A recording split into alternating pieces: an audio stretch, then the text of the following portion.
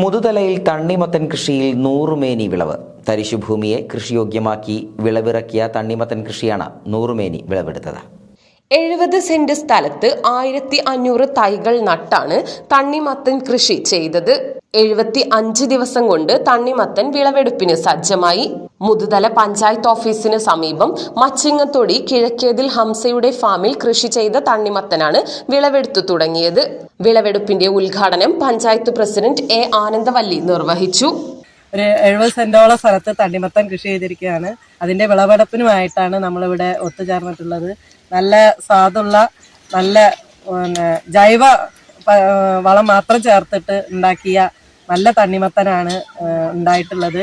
അതിൻ്റെ വിളവെടുപ്പിൽ പങ്കെടുക്കാൻ കഴിഞ്ഞതിൽ വളരെ അതീവമായ സന്തോഷമുണ്ട്. ഇത്തരം കർഷകരെയാണ് നമുക്ക് പഞ്ചായത്തിനും നമ്മുടെ നാടിനും ആവശ്യം. അംസാക്കയ്ക്ക് എല്ലാവിധ അഭിവാദ്യങ്ങളും. പഞ്ചായത്ത് അംഗം PV സജിത അധ്യക്ഷയായി. കൃഷി ഓഫീസർ M ഹനേഷ്, പഞ്ചായത്ത് അംഗം T ചന്ദ്രമോഹനൻ, ഫാം ഉടമ M ഹംസ എന്നിവർ പങ്കെടുത്ത് സംസാരിച്ചു. 1 മുതൽ 6 കിലോഗ്രാം വരെ തൂക്കം വരുന്ന തണ്ണിമത്തൻ കൃഷിക്ക് 1 ലക്ഷം രൂപ ചിലവ് വന്നതായി ഫാം ഉടമ ഹംസ പറഞ്ഞു. തുള്ളിനന സംവിധാനമാണ് ഉപയോഗിച്ചത്. പഞ്ചായത്തിലെ എക്കോ ഷോപ്പിലും പ്രദേശങ്ങളിലെ കടകളിൽ എത്തിച്ചും വിൽപ്പന നടത്താനാണ് ശ്രമം.